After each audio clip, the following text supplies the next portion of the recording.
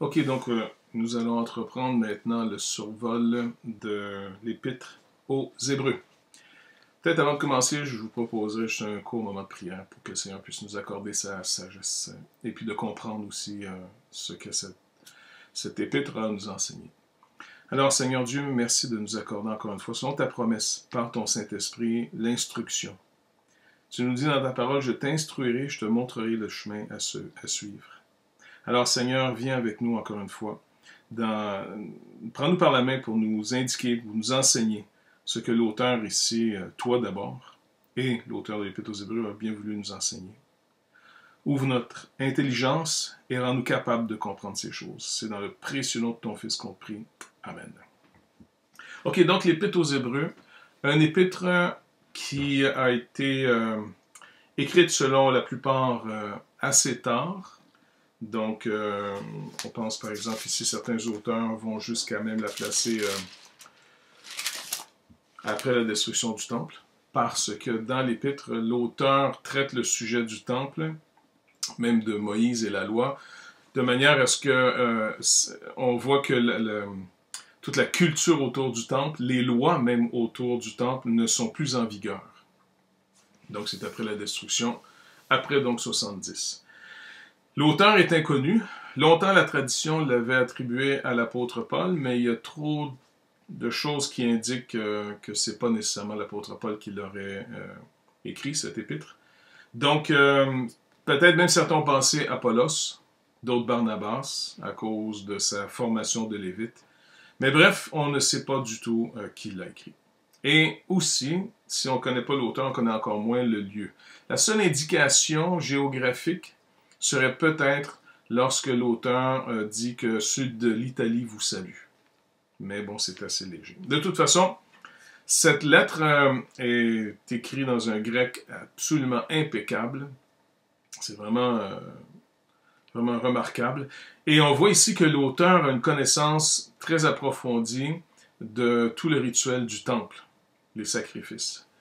Et en même temps, on voit que l'auteur, lorsqu'il cite les Écritures, il cite à partir de la Septante, donc cette version grecque de l'Ancien Testament, plutôt que par exemple de citer l'hébreu directement, les textes hébreux. Donc ça, c'est des indications qu'on a un peu. Mais pour passer rapidement sur ce survol, comment on pourrait diviser maintenant cette lettre? Comment on peut la recevoir? Donc on voit d'abord, il y a une introduction, et l'introduction va nous amener à bien fixer à qui la lettre est adressée, après avoir autrefois, plusieurs reprises, et de plusieurs manières, parlé à nos pères par les prophètes, Dieu, dans ces derniers temps, nous a parlé par le Fils, qu'il a établi héritier de toutes choses, par lequel il a aussi créé le monde. Donc, on voit ici que la référence fait appel à nos pères et les prophètes. Donc, si les prophètes ont parlé à nos pères, ce n'est pas l'origine païenne. Par exemple, comme lorsque la lettre aux Romains est écrite, on sent qu'il y a beaucoup plus le poids où Paul s'adresse à des païens, par exemple. L'épître aux Éphésiens, l'épître aux Galates. Mais ici, c'est une lettre qui semble être adressée à des croyants d'origine juive qui ont peut-être une difficulté à saisir toute l'œuvre de Jésus-Christ. Est-ce qu'ils doivent garder Moïse? Est-ce qu'on doit garder... ou même la question peut-être à l'époque était « Pourquoi Dieu a-t-il détruit le temple ?» Et là, il va montrer la supériorité de Jésus-Christ sur tout ce qui était symbolique. Et trop souvent, le symbole avait pris l'importance première, comme si Jésus-Christ était venu simplement pour, on pourrait dire, relever ou fortifier ce qui était une image. Jésus-Christ n'est pas venu, par exemple, rendre légitime le temple. Il est venu tout simplement dire le temple fini, le temple de Pierre a fini on pourrait dire, sa vocation d'image. Alors finalement, l'introduction nous rappelle que cette lettre est adressée d'abord à des gens d'origine juive qui semblent avoir ici cru en Jésus-Christ. Et on commence avec la première section où les versets 5 à 2, 18, 5 à 2, 18, 1, 5 à 2, 18, Jésus donc est supérieur aux anges. Il y avait toute une compréhension et un culte qui s'était développé autour de cette sphère angélique. Les Juifs étaient très conscients que le monde était aussi gouverné ou influencé par des autorités spirituelles. On voit entre autres dans le livre de Daniel, dans le livre d'Ésaïe ou encore même Ézéchiel, l'activité des anges. Je crois que le livre de Daniel est peut-être le plus impressionnant pour nous dépeindre un peu l'influence angélique, bonne ou mauvaise, sur les nations. Et certains théologiens, comme par exemple Oscar Cullmann, croient qu'il y a toujours cette influence angélique sur les nations. D'où l'importance que l'Église joue dans le rôle de l'intercession et de sa position dans les lieux célestes en Jésus-Christ, selon l'Épître aux Éphésiens, où elle peut, dans son intercession et ses interventions, amener une source de bénédiction, contribuer à la grâce non seulement spécifique, mais aussi commune, ou ce que d'autres appellent la providence. Donc Jésus-Christ est supérieur aux anges. Dans un deuxième temps, le chapitre 3, versets 1 à 4, verset 1, c'est-à-dire jusqu'au chapitre 4, verset 13, on voit que Jésus-Christ est plus grand que Moïse. Et ça, c'est pas peu dire à des Juifs. Moïse était celui qui faisait partie de constructeur de la maison, mais celui qui construit la maison est plus grand que celui qui est donc construit par le Seigneur. Et puis c'était pour montrer ici à quel point Moïse était au fond inférieur à Christ. Il est dit, verset 5, « Pour Moïse, il a été fidèle dans toute la maison de Dieu, comme un serviteur, pour rendre témoignage de ce qui devait être annoncé. Mais Christ l'est comme fils sur la maison, et sa maison, c'est nous, pourvu que nous retenions jusqu'à la fin la ferme confiance et l'espérance dont nous nous glorifions. » Donc on voit ici que le fils est comparé comme étant plutôt lui le propriétaire de la maison, tandis que Moïse était vu comme un serviteur dans cette maison. Après ça, chapitre 4, verset 14, jusqu'au chapitre 7, verset 28, qui est vraiment une grosse section ici, l'auteur nous montre comment Jésus-Christ est finalement le souverain sacrificateur, le véritable. Tous les autres étaient encore une image, que ce soit Melchisédek, que ce soit Aaron et sa lignée. Ils étaient donc tous une image du véritable souverain sacrificateur qui est Jésus-Christ. Donc, après ça, le chapitre 8, verset 1 au chapitre 10, verset 18, on voit que non seulement il est souverain sacrificateur, mais il est en plus médiateur d'une alliance supérieure, la nouvelle alliance, l'alliance éternelle. Vous vous rappelez, lorsque Jésus avait fait la fraction du pain dans la dernière Pâque, finalement, dans la chambre haute, il disait donc qu'il inaugurait en son sang et par le sacrifice de son corps cette fameuse nouvelle alliance qui avait été prophétisée, entre autres par Jérémie. Donc, c'est la nouvelle alliance, il est donc médiateur de cette nouvelle alliance. Tout doit passer par lui. Et Dieu, pour venir vers nous, passe aussi par Jésus-Christ. Il est le parfait intermédiaire. Il est l'homme devant Dieu et il est Dieu devant l'homme. Donc, c'est pour nous le parfait médiateur.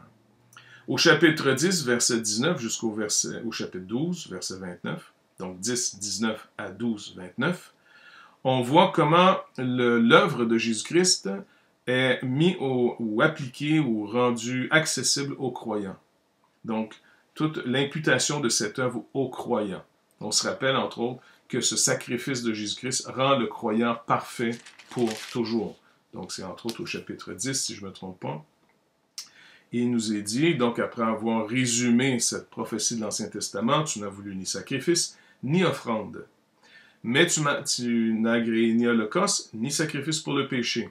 Alors j'ai dit, voici, je viens. Dans le rouleau du livre, il est question de moi. Pour faire, ô Dieu, ta volonté. Après avoir dit d'abord, tu n'as voulu et tu n'as agréé ni sacrifice, ni offrande, ni holocauste, ni sacrifice pour le péché, ce qu'on offre selon la loi, il dit ensuite, voici, je viens pour faire ta volonté. Il abolit ainsi la première chose, donc ici on parle de cette fameuse première alliance, pour en établir la seconde. C'est en vertu de cette volonté que nous sommes sanctifiés par l'offrande du corps de Jésus-Christ, une fois pour toutes.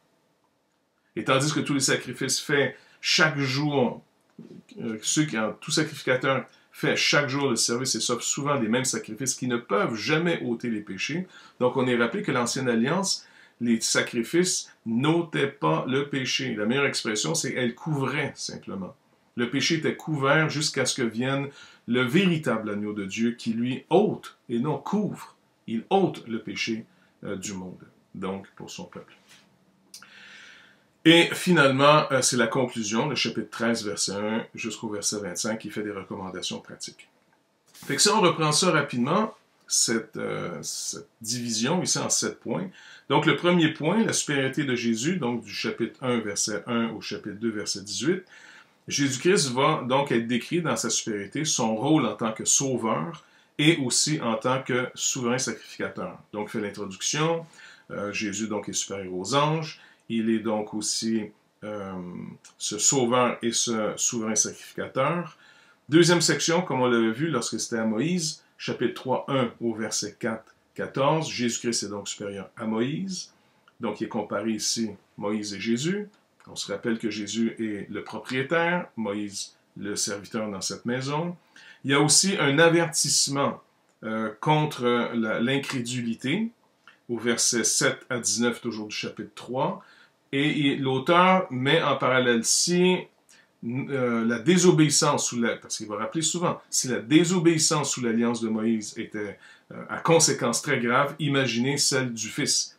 Comment va être traité encore comment sont traités ceux qui auront négligé finalement ou bafoué le sang comme étant quelque chose de profane, le sang de Christ.